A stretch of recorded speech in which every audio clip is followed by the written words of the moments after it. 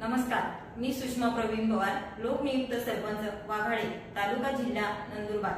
संयुक्त राष्ट्र संघाने शाश्वत विकासासाठी जागतिक परिवर्तन कार्यक्रम 2030 जाहीर केलेला आहे।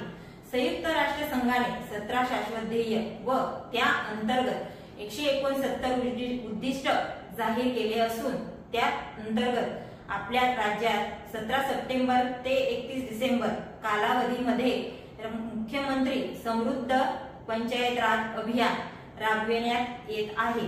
आपल्या ग्रामपंचायत वाघाळे या अभियानात सक्रिय सहभाग घेण्याचा निर्णय घेतला आहे। हे फक्त अभियान नसून एक चळवळ आहे। लोक सहभाग हा या अभियानाचा आत्मा आहे।